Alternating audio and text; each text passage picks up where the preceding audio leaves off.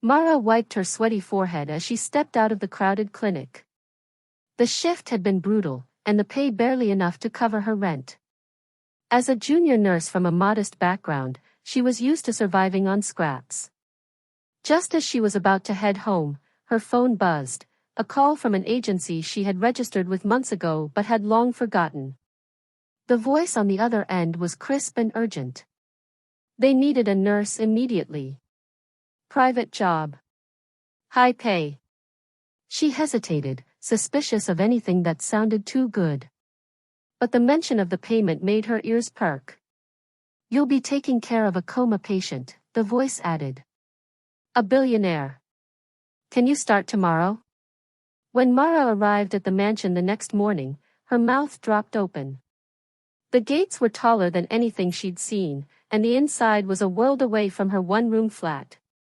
She was led to a room as large as a church hall where a man lay still in a sleek hospital bed.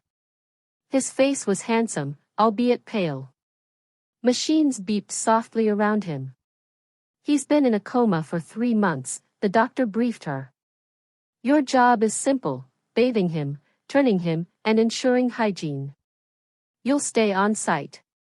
Mara nodded, unsure if she was dreaming or walking into something far beyond her league. The first time Mara touched the billionaire's skin, she felt a strange spark. It was nothing romantic, just a jolt. Dismissing it as nerves, she worked gently, her hands steady despite the surreal setting. The man's name was Adrian. There were no visitors, no family in sight. Every morning she entered his room, bathed him, spoke softly to him even though she knew he couldn't hear. But each time she bathed him, her gut tightened as if something was shifting in the air between them, something she couldn't yet name. Days turned into weeks, and Mara found herself forming a strange bond with Adrian, the man who lay silent yet somehow felt present. She began talking to him during the bath sessions, sharing her dreams, her struggles, even her favorite foods. She didn't know why, but it made the silence in the mansion less suffocating. No one questioned her. The staff barely acknowledged her presence beyond basic greetings. She was the invisible caregiver, yet the only one who touched him daily. One afternoon, as she massaged his arms, she noticed a twitch. It was so slight she thought she imagined it. But the next day it happened again, this time his fingers curled slightly when she wiped his palm. Her heart pounded as she called for the doctor, but after checking, he simply shrugged. "Muscle reflexes. Not uncommon," he said dismissively. But Mara wasn't convinced. The way his chest rose slightly faster when she spoke, or how his brow tensed when she touched his neck, it wasn't just reflex. It felt like recognition. That night, unable to sleep, Mara walked the mansion halls and ended up by his bedside. "Adrian," she whispered. "If you can hear me, blink just once." Nothing.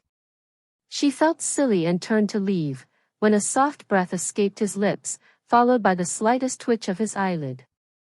Her heart stopped. It was small, almost imperceptible. But for Mara, it was the start of something that would change everything. Mara didn't tell anyone what she saw that night, not because she doubted herself, but because she knew no one would believe her. Instead, she doubled her efforts, speaking more deliberately during bath time, massaging his limbs with care, and always watching his face for any reaction. Every now and then his lips would twitch, or his eyelids would flutter for a second longer. She started to believe that Adrian was trapped inside his body, screaming to be heard. Her routine soon became more than just duty. It was an obsession. She looked forward to seeing him every day. And then something even more strange happened. One morning, while washing his hair, he exhaled her name. It was so faint she thought she imagined it, Mara. It was a breath, not a voice, but it stopped her cold. She leaned closer, trembling. "Adrian, say that again." Nothing. But now she was sure he was waking up. Meanwhile, tension began to stir in the mansion. One of the estate managers, a sleek and cold woman named Janice, had been watching Mara from afar. She didn't like how often the nurse lingered in the billionaire's room. Nor did she appreciate the softness in Mara's voice when she addressed the patient. "Stick to your job," Janice warned sharply one day. But Mara had already crossed a line, from caregiver to something far more personal. One evening, as she bathed him in warm water, Adrian's hand suddenly gripped hers. Mara screamed. It was a weak hold but deliberate. She called for the doctor, and within hours the news was everywhere in the house. Adrian was showing signs of emerging from the coma. The doctor tried to act surprised, but Mara could tell something was off. He seemed more concerned than excited. He told her to leave the room while they examined him. Mara paced outside, anxious. She'd grown protective of Adrian, irrationally so. When she was finally allowed back in, Adrian was motionless again, but something in his eyes had changed. They were open now, barely, but fluttering. She sat beside him, took his hand, and whispered, "I knew you were in there." A single tear slipped from his eye. Mara gasped. This wasn't just a patient waking up. It was a man trapped inside, choosing her as his witness. From that moment, Mara became more than the bath nurse. She became Adrian's anchor. She was the only one who could calm him during his sudden muscle spasms or when his heart raced from overstimulation. And though he couldn't yet speak, the way his eyes followed her, how his lips trembled when she entered, was enough. Something deep and unspoken was forming, a bond born in silence and care, stronger than words. The household grew uneasy as Adrian's recovery progressed. Mara was given more duties, though unofficially she was the only one he seemed to respond to. The doctor didn't like that. Neither did Janice, who now monitored Mara's every move. There were whispers of her being too attached, of her overstepping, but Mara didn't care. She had watched Adrian come back from the brink of nothingness. That had to mean something.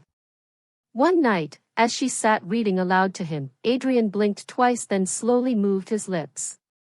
Mara leaned in, heart thundering. He mouthed something. "Thank you."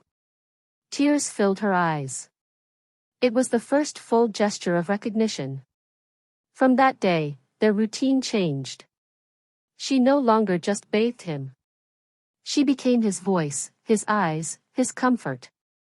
She helped him sit up, guided his hands, taught him how to blink yes and no. Their silent language grew. So did Mara's feelings.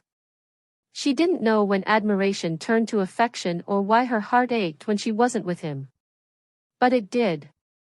And one day, while bathing him, he did something she hadn't expected. He gently brushed her cheek with trembling fingers. Her breath hitched. That touch wasn't medical. It was intentional. And her world shifted again.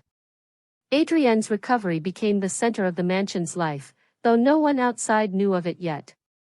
The doctor insisted on keeping it secret. "He's not ready for the public," he said. But Mara suspected something else. Every day, Adrian grew stronger.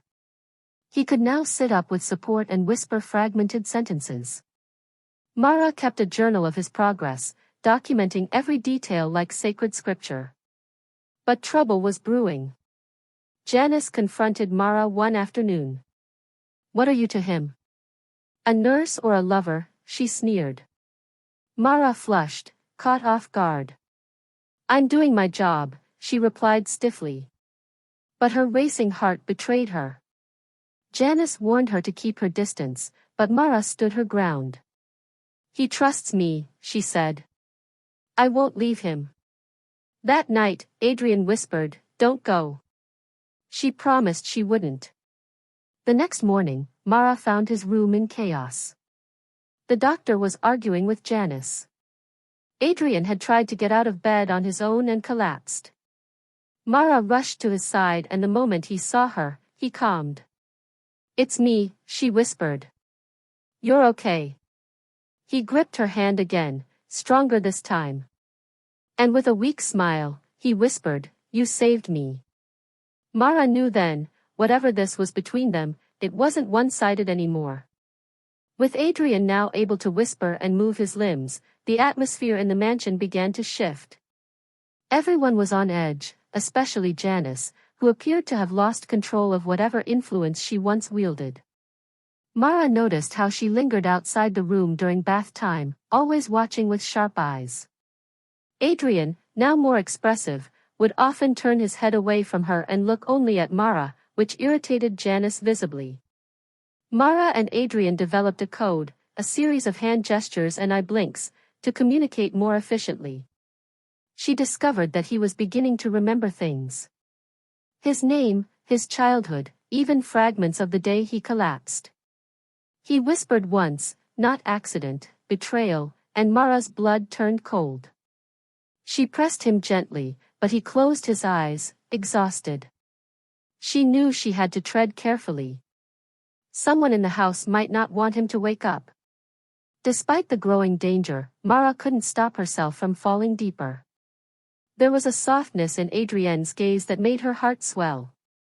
During one of the baths, he reached up with shaky hands and tucked a strand of hair behind her ear. Her breath caught and she saw it then, adoration. Real and raw. "You make me feel alive," he rasped. She couldn't respond. Her emotions were tangled, but one thing was clear, this was no longer just a job. Word got out that Adrian was conscious, though not publicly. A few high-ranking staff returned to the mansion pretending to check in on things. But Mara noticed their discomfort around Adrian and the whispered conversations they had when they thought no one was listening. Something was very wrong. Adrian would freeze whenever certain people entered the room. Once, he even mouthed, "Don't trust them." Janice, desperate to regain her control, suggested bringing in a more qualified nurse. Mara was furious. Adrian, struggling but determined, managed to say, "No. Mara stays." It was the first time he spoke clearly in front of others, and the look on Janice's face was pure venom. Still, the doctor sided with her, and Mara was told to take a 3-day leave. It crushed her, but she obeyed.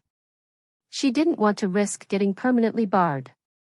Before she left, she whispered to Adrian, "Hang on for me, okay? I'll be back."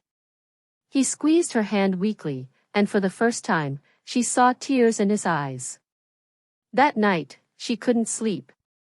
She felt like something bad would happen. She had a nightmare, Adrian gasping for air, calling her name while surrounded by shadows. Waking in a sweat, she knew what she had to do. She had to go back, no matter what. Mara returned to the mansion unannounced on the second night of her forced leave.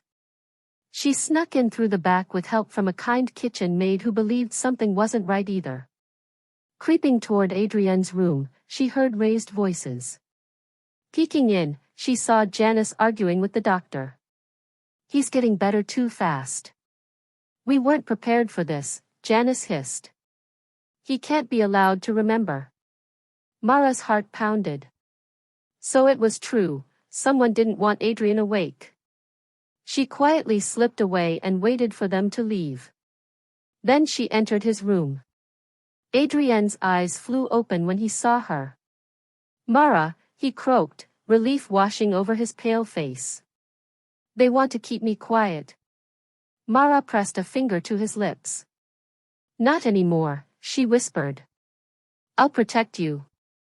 From that night on, Mara decided she wouldn't just be his nurse, she would be his shield. She began documenting everything, taking photos of medications, writing down every visitor, every change in Adrienne's routine. The bath sessions became their time to speak in code, to plan. Adrian was regaining strength, and soon he would be strong enough to speak the truth that someone clearly wanted buried. With Mara secretly back in Adrienne's room, his condition improved rapidly. She taught him how to sit longer, how to use a spoon, how to write short notes. One afternoon, while she gently washed his arms, he whispered, "There's a will." They changed it. Mara froze. That explained the fear surrounding his recovery. someone had tried to erase him permanently. "Do you know who?" she asked. His hand shook as he wrote a single name, Janice. It all made sense. Janice was too eager to control access to Adrian, too resistant to his recovery.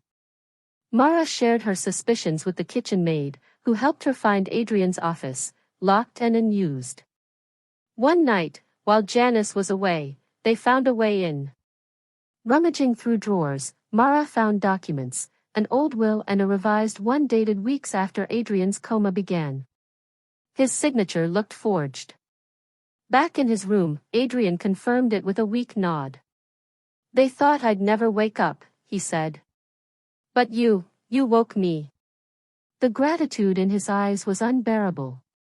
Mara leaned down and kissed his forehead, tears in her eyes. "I'm not going anywhere," she whispered. "We're going to fix this together." The next few days were a delicate dance of lies and silence. Mara pretended to comply with the doctor's and Janice's instructions while secretly continuing Adrian's therapy and recovery. His speech was improving, still slow and rough but clear enough to form short sentences. His favorite word became her name. Every time he said it, something bloomed in Mara's chest. They shared small, intimate moments during the baths. His trust in her was complete. Once, while she was washing his back, he whispered, "You feel like home." Mara froze, her hand trembling, her throat tightening. "So do you," she whispered. She didn't know how or why, but her heart had latched onto this man, not because he was rich, but because of the soul she had come to know behind those tired eyes. But their stolen moments were under threat. Janice announced that a press release was being prepared to declare Adrian unfit to run his empire permanently. Mara was horrified. "They want to shut him down legally before he can even walk," she told the kitchen maid. Adrian heard the news and clenched his fists. "No," he rasped. "They won't." A storm was coming, and Mara knew she would stand in the center of it, by his side. Adrian, now able to sit for hours and speak more clearly, asked for a laptop. Mara smuggled one in during the night. With shaky fingers, he began typing a letter to his legal team, a video recording of himself speaking, and a declaration that he was alive, aware, and recovering. "They'll try to stop this," Mara warned. "Then we'll move faster," Adrian replied, determination burning in his eyes. Mara helped him dress in casual clothes, covering up the hospital gown. It was the first time he looked like a man again, not a patient. She filmed him speaking into the camera. "This is Adrian. I am not dead. I am not gone. And I will be back." His voice was gravelly but powerful. They sent the video to a private contact, someone he trusted. Then they waited.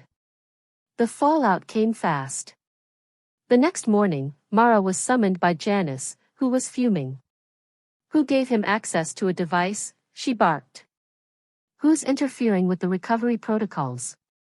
Mara feigned ignorance, but the smug look on Janice's face was gone. Hours later, news broke online: billionaire Adrian breaks silence from coma recovery. The world now knew he was alive, and someone in his circle had tried to erase him. The news spread like wildfire. Reporters surrounded the estate gates, and Adrian's legal team scrambled to get in touch. Janice tried to play innocent, pretending she was overjoyed at his recovery, but the cracks in her mask were now obvious. Adrian refused to see anyone but Mara. She became his mouthpiece to the outside world. She found herself being pulled into meetings, reading emails aloud to him, and making decisions he couldn't yet physically act on. One night, Adrian asked her to bring him a mirror. He hadn't seen his face in nearly a year. When she held it up, his eyes welled with tears. "I look like a ghost," he whispered. "No," Mara said, kneeling beside him. "You look like a man who fought death and won." She saw a spark return to his eyes, a flicker of the powerful man he once was. That night he asked her, "Why are you still here?" She didn't hesitate. Because I believe in you. And I care. Adrian reached out and took her hand. I think I loved you before I even opened my eyes, he whispered. Mara smiled, holding back tears. Then hurry up and get better, because the world is waiting for you to take it back, and I want to be standing right next to you when you do. The power struggle inside the mansion intensified. Janice began pushing for Mara to be removed altogether, claiming emotional attachment was clouding her judgment. But Adrian shut it down.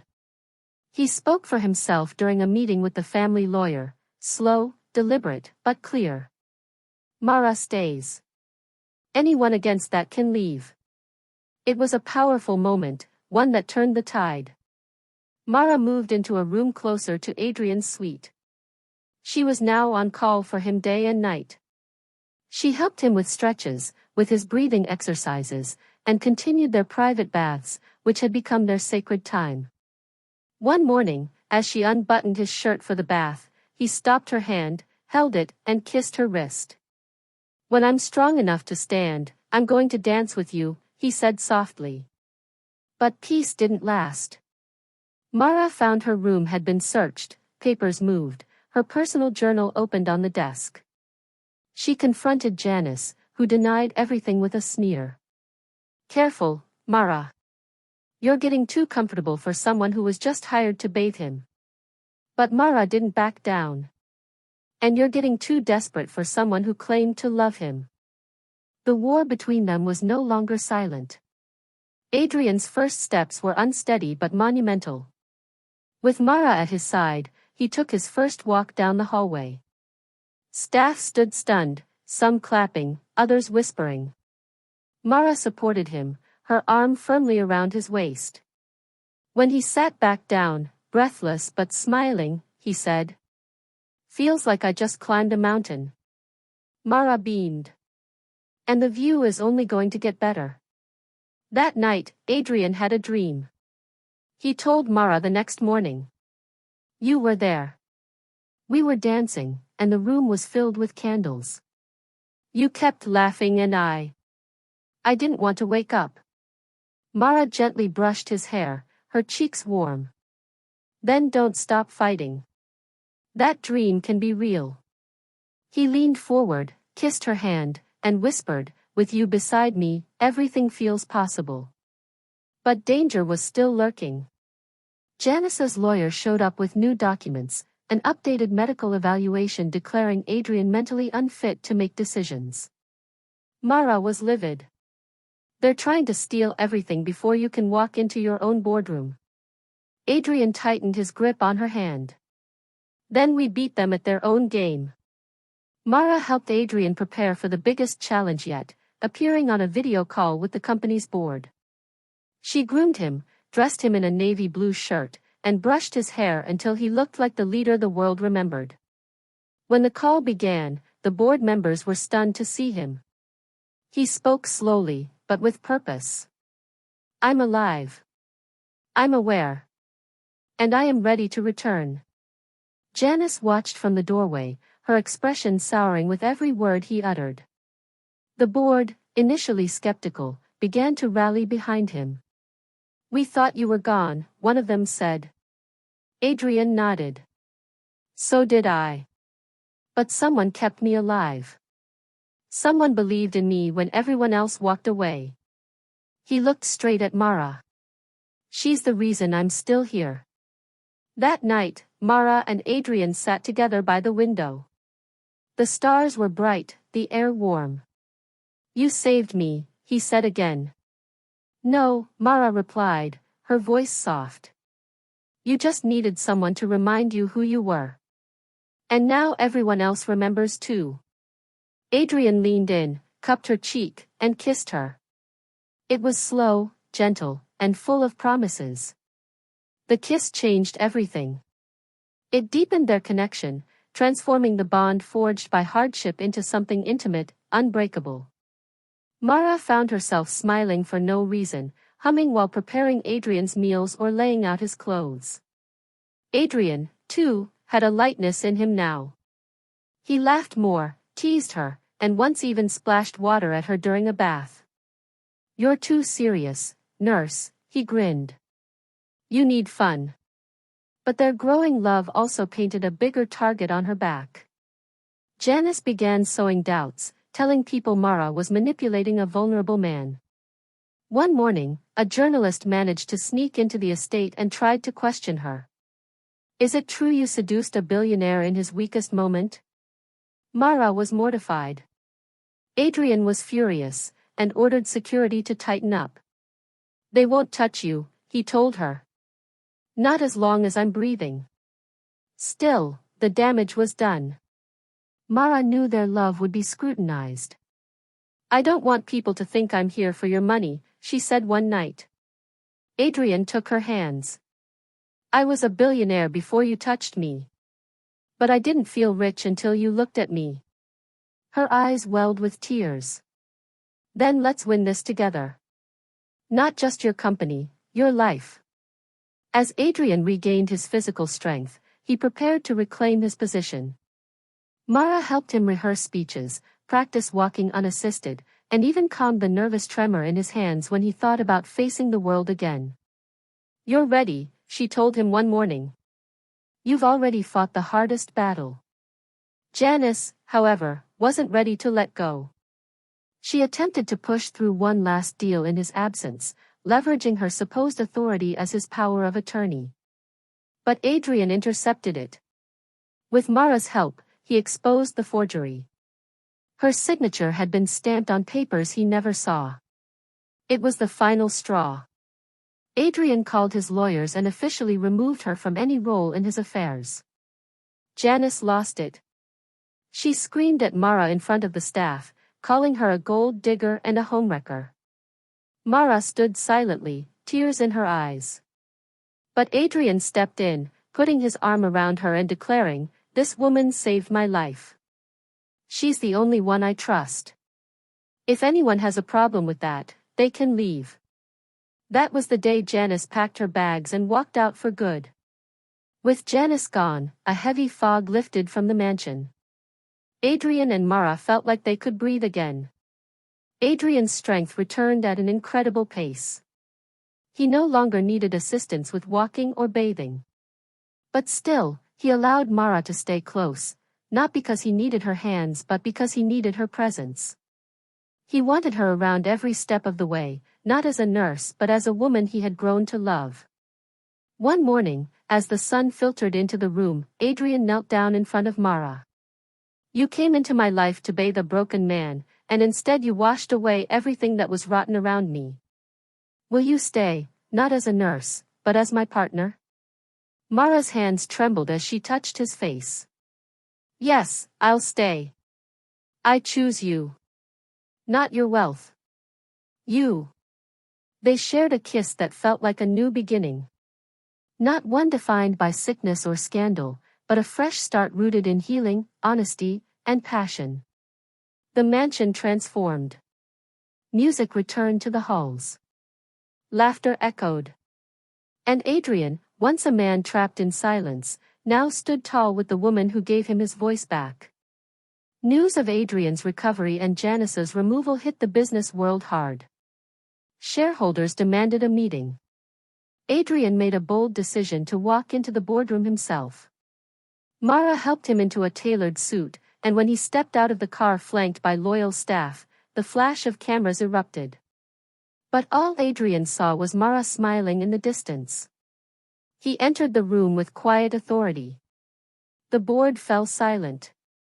"You counted me out," Adrian began. "But here I am, stronger, wiser, and I have someone to thank for that." Gasps rippled as Mara stepped into the room, head high. He continued, "This woman believed in me when no one else did. She's the reason you're not electing a new CEO today."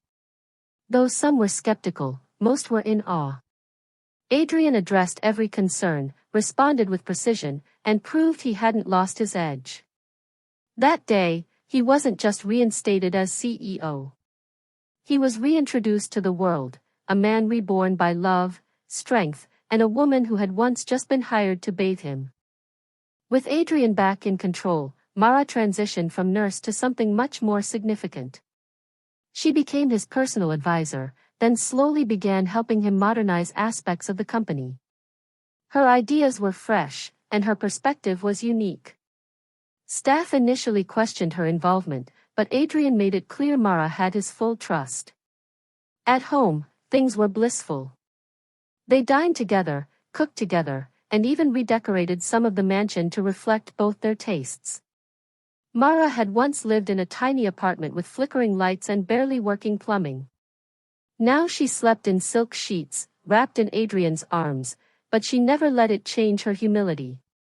One evening, while watching the stars, Adrian whispered, "Do you ever think about what would have happened if you hadn't accepted that job?" Mara smiled, resting her head on his chest.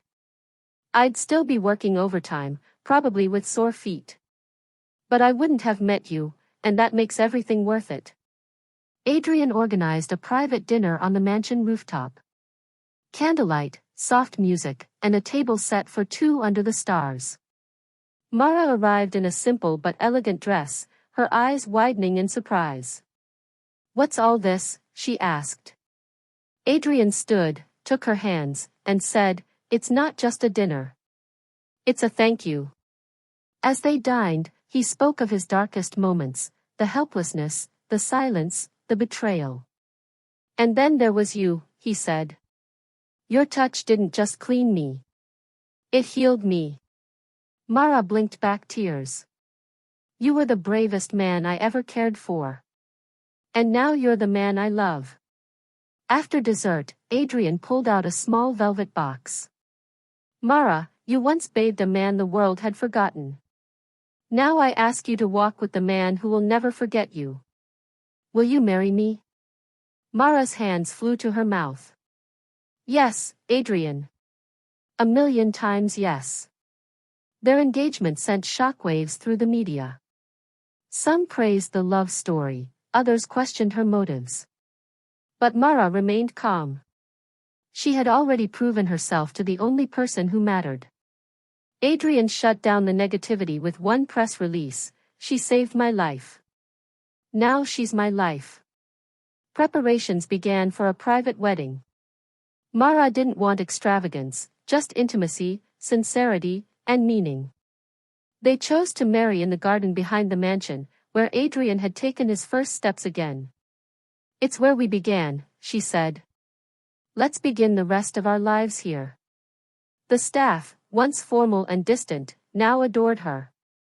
They helped organize everything. When the day arrived, Mara walked toward Adrian barefoot, holding white lilies. He stood tall, his eyes never leaving hers. "You didn't just revive my body," he whispered. "You revived my soul." Pregnancy suited Mara beautifully, and Adrian couldn't stop doting on her. He attended every appointment, learned to cook her strange cravings, and even read books aloud to her belly. "So the baby knows my voice," he said. But he could tell something lingered beneath her smile. She confessed one night, "I'm scared. I don't belong in this world." Billionaire wives don't usually come from struggling hospitals. Adrian looked into her eyes. "You belong here because you walked in when everyone else walked out. This mansion, this company, this life, it's all better because of you." Mara began to believe it. Slowly, she allowed herself to bask in the love surrounding her. When they heard their baby's heartbeat for the first time, Adrian cried. "It's the sound of our future," he whispered. And Mara finally accepted that happiness didn't need to be questioned. It only needed to be cherished. As the due date drew closer, Adrian became more protective. He cut back his hours, brought meetings home, and even hired a private midwife to assist Mara. But Mara, ever independent, insisted on doing as much as she could. "I may be pregnant, but I'm not porcelain," she joked, rubbing her growing belly. Adrian chuckled, "You're stronger than I'll ever be, and that's saying something." One quiet evening, Mara was in the greenhouse tending to her herbs when she felt a sharp pain ripple through her. At first, she brushed it off, but the pain grew stronger. Adrian found her gripping the table, sweat beading on her forehead. "It's time," she whispered. Panic and joy danced in Adrienne's eyes. He swept her into his arms and called for the midwife. The mansion transformed into a delivery room, every staff member tense with anticipation. After hours of labor, a baby's cry pierced the air. Adrian held his breath as the midwife handed him a tiny, wriggling bundle. "It's a girl," she said, smiling. Adrian looked down, overwhelmed with emotion. Mara, exhausted but glowing, reached for their daughter. "Welcome to the world, little miracle," she whispered. And for the first time, the mansion had more than love and healing, it had legacy. Naming their daughter was no small feat. They spent days tossing ideas back and forth. Eventually, they settled on a name that meant light of the home. It felt fitting for the baby who had entered their lives like a sunrise. Adrian insisted on planting a tree in the garden to mark her birth. "It'll grow as she grows," he said, and they planted it together just outside the window of Era's nursery. Mara settled into motherhood with the same calm strength she had brought to nursing. Adrian was hands-on, changing diapers, waking up at night, even singing lullabies in his deep, soothing voice. The bond between them deepened. The billionaire who had once been locked inside a silent room now spent his nights rocking a baby and his days building a future. Yet not everyone was thrilled about this perfect picture. A distant relative of Adrienne's, who had hoped to benefit from his coma, or even his death, began stirring trouble behind the scenes. Rumors spread in social circles. "She was just a nurse," they whispered. "How did she trap him?" But Adrian paid them no mind. "Let them talk," he said. "They didn't see her save me when no one else would." As Era turned 1, Mara threw a small garden party, just close friends, loyal staff, and the few who had stood by them. The tree they planted had grown strong and leafy. Under its shade, Mara held her daughter while Adrian played the piano for their guests. The scene was idyllic. But even in paradise, shadows can lurk. The trouble from Adrienne's relative escalated when false documents were sent to the media, alleging Mara had seduced Adrian while he was still incapacitated. A gossip blog ran the story, igniting online debates. While Mara tried to stay composed, it stung. "I gave everything to care for you," she told Adrian tearfully. "Why do they hate me for loving you?" Adrian didn't hesitate. He held a press conference, publicly revealing his recovery timeline and testifying that Mara had only ever been professional and compassionate during his illness. "My wife is not a scandal," he stated clearly. "She is the reason I'm alive." The backlash silenced quickly, and Mara, though hurt, emerged stronger. She realized that being married to a powerful man came with arrows, but love would always be her armor. Years passed. Era began walking, then talking. The mansion echoed with her giggles and tiny footsteps. Mara and Adrian had grown into a life that neither of them had imagined when they first met, she a nurse struggling to pay rent, and he a billionaire locked in silence. Yet they had become something rare, a true team. One afternoon, while organizing old things in the attic, Mara stumbled upon her first nurse's uniform, the one she had worn the day she met Adrian. She sat down, holding it like a relic. Adrian walked in and found her there, lost in thought.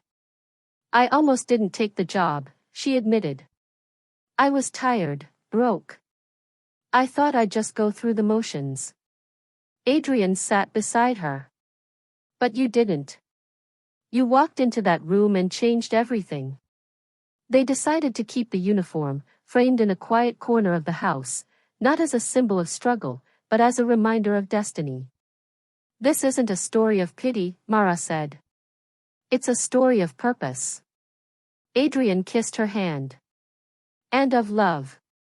Real, unshakable love." 10 years later, the house was full again, of life, joy, and a second child, a boy named Elias.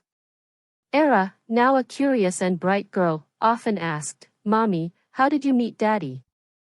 Mara would smile and say, "I was hired to bathe him. But what I really did was wake him up." Adrian wrote a memoir detailing his journey, not just the coma, but the transformation Mara had sparked in his life. The final chapter was titled "The Nurse Who Became My Everything." It became a bestseller, but more importantly, it touched hearts. Hospitals began sharing the story as inspiration for caregivers. Nurses everywhere felt seen. In the end, the poor nurse didn't just bathe a billionaire. She healed a man, built a life, and created a love story that outshone all the wealth in the world. And every morning, as Adrian watched Mara walk through the garden barefoot with their children, he knew the greatest treasure he'd ever own wasn't his fortune, but the woman who once walked into his room with a washcloth and unknowingly stole his heart.